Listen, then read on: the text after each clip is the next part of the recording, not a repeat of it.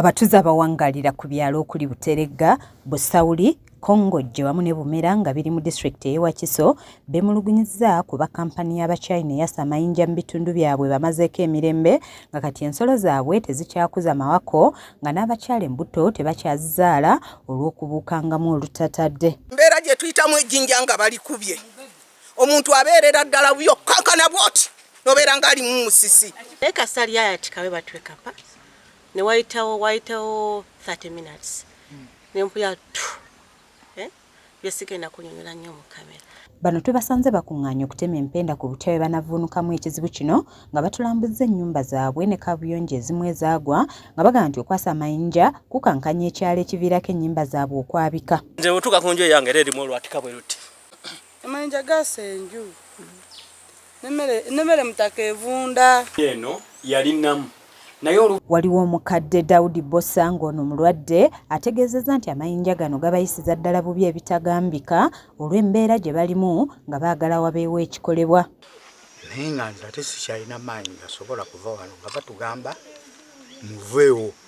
Bano bakukumidde abakulembeze b'ekyalo kino okuli ssentebe waabwe Kawaga Edward gwe bagamba nti ye akola gwa kwemeketera nsimbi nga tabafaako. Ensonga era amaanyi gatutemaye tetukyalina maanyi n'abakyala bwe batyo bavaamu embuto bayo naye tebalina kye baakola kye banyamba. Tukabidde abakulembeze bonna tewali gwe tutannyonnyodde ensonga zino. Abantu bavudde ku kyalo kino ne balinnya ne bagenda ku district ne bannyonnyola ba environment officer ba DPC ba RDC bonna babannyonnyodde nga bagamba kimu bagenda kuvaayo. Bwetogereko n'abamu ku bakulembeze ku kakiiko akalabirira ekyalo kino nga no kakulemberwa Nalule Nakamatte n'omukwanaganya wa kampuni eyassa amayinja n'abatuuze bwe bati bwe balambuludde ku nsonga eno. Bano bagamba nti buli muntu amayinja gwe goonoonera ebibye asasulwa kyokka nga bano abavaayo okwemulugunya tebalina byali byonooneddwa wabula nga basala magezi basobole okujja ensimbi ku Bachina. Bw'eba ewedde tutambula maka ku maka nga tunoonyereza amayumba agakoseddwa era bwe tuba nga tulina ge tufunye tugaripootinga era ne gakolebwako. Baliko n'ezimu ku ndagaano ze batulaze eziraga nti abamu ku bantu bano baaliyirirwa ng'olwamala okukavula ensimbi ezaabaweebwa ne ziggwawo kati baagala ndala. Medi namusanga mu kkubo era ye yanoonya olupapula kwe nawandiika n'asayininga kyekintu kino kyekifaananyi kino.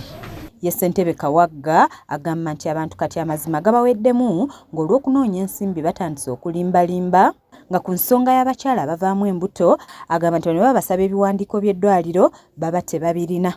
Abantu abayonoonera ebyabwe n'ababika n'okubika ne balanga ekintu ekitaliiyo.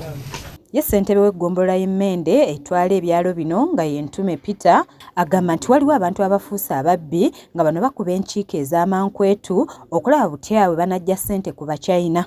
Ate n'abalala abeenoonyeza ebyabwe bw'abalaba kkala enjeru ne balowooza nti bajja kuyambibwa. Omwami omunja kumwogerako alina nickname ayitibwa Kyosimba Medi y'omu akoma mu bantu mu bafoomu ki omuliro n'abakolamu naye akakukuulu ng'ate tabaleese mu woofiisi.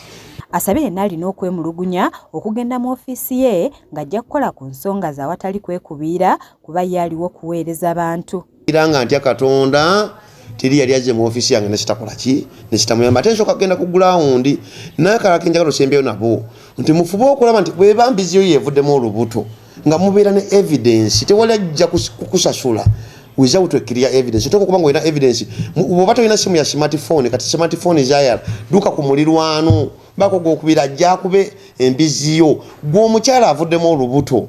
Bw'oba tolina smartphone kuba kiyinza okukaluba ate ku muntu omu kuba akolaga nti avuddemu olubuto naye bw'oba ofunye miscarriage gende w'omusawo akole ki lipooti. Kiza Peter yakusakidde eggulu erino ku lwa KSTV agaaleero.